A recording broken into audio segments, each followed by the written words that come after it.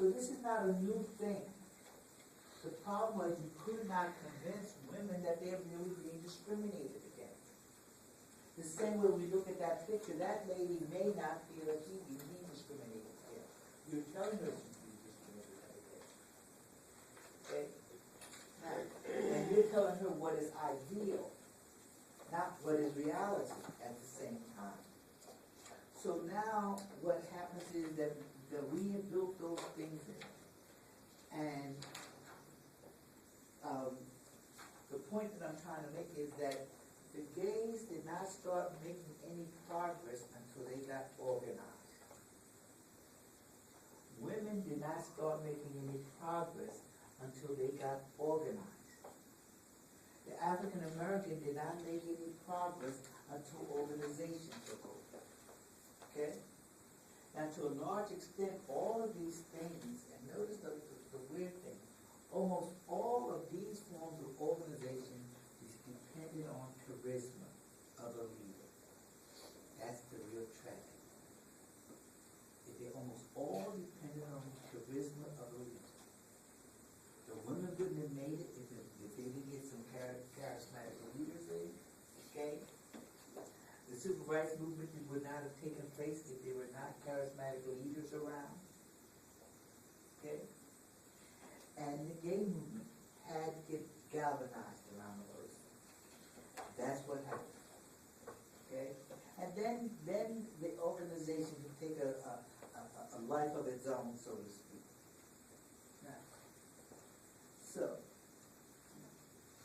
Now, one of the things that happened is that we could talk about the intersections of race, class, and gender. Now, what the intersectional theory talks about is, and remember, it's sort of akin to the standpoint theory, that when you look at people, people are not just one thing. People are, I am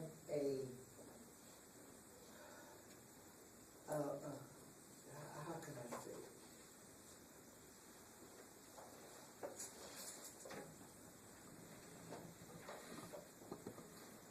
Let me see if it gives an example. See, you can be, you could be a female of a different culture or what have you, but you might be 5 or 6 different things as one looked at your statuses. Okay? Now, sometimes, even though you're privileged, you may be privileged as, say, a white person. That gives you a privilege. But you might be discriminated against because you are female. Okay? You might be upper class and white, but you might also be lower class and white. And these things can make a difference. So what happens is that very often, if you have this thing operating for you, both of them, that would be to your advantage. But notice that you're still discriminated against because you're a female.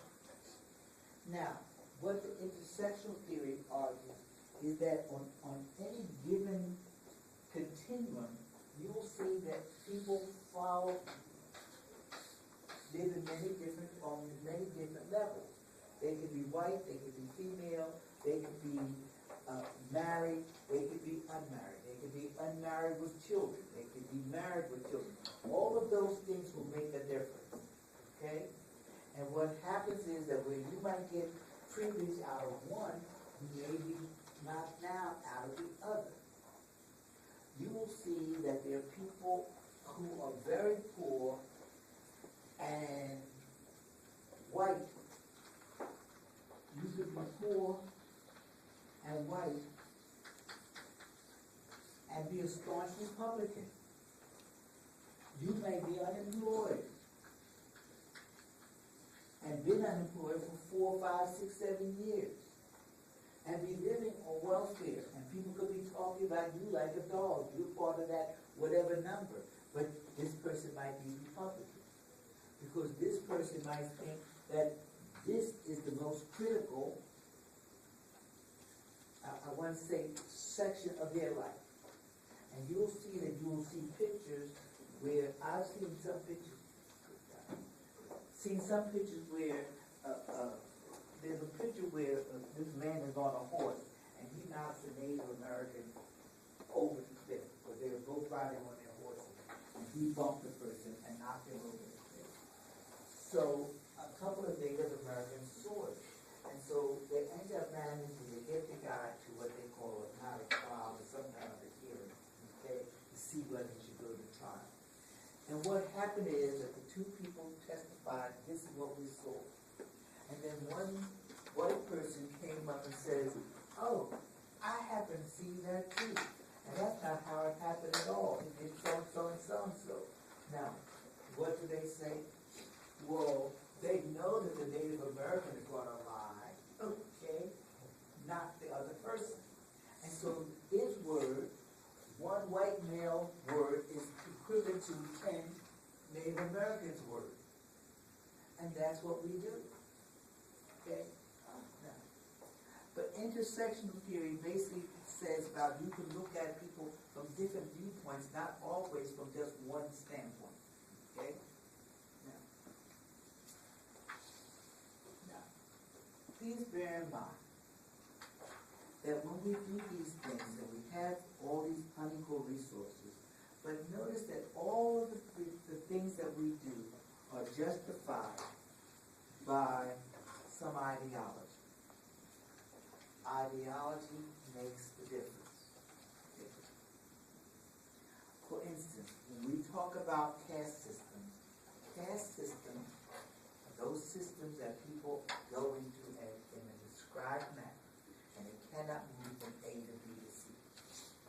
Achieved statuses and positions are ones that are changeable, but caste systems are not. Okay? Now, what happened is that we're talking about stratification, and what some systems have open stratification, like achieved statuses, you can move from one to the other, and some have closed stratification. So once you're born in a system, you are not getting out of it. Okay? Now, notice again that whenever we have those systems, there has to be an ideology that will justify the system. Okay? There's something in the culture of the country that says this is the way things are supposed to be. Okay? Now, when we have people in this country who start out, they are poor. Okay? Now, why are people poor? Why are people poor? What do you think our ideology is about poor folks? They're poor because they don't work. Okay? That's their problem. Okay? Now, notice it doesn't have anything to do about they can't get a job or things, but they are poor because they don't work. Okay?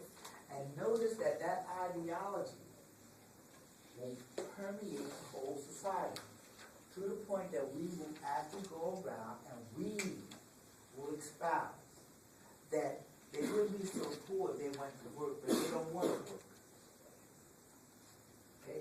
They would much rather be on welfare than go out to work.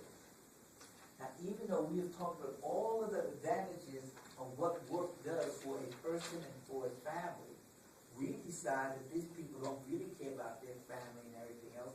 They don't want to work. So our ideology says that whenever they do something, it's their fault. Okay? That's number one. Okay? Now, so when we say that they don't want to work, notice what we have done. We have justified why there's inequality. You understand?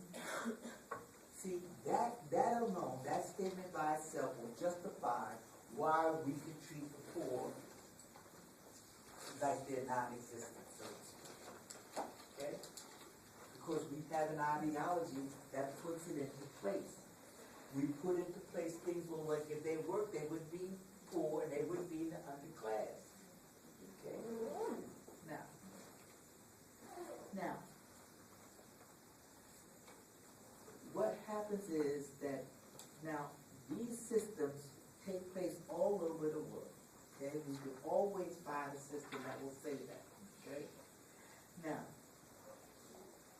I'm gonna skip over a few where states and racial segregation in the U.S. We might come back to it. But notice that what we have is we have a class system in capitalist countries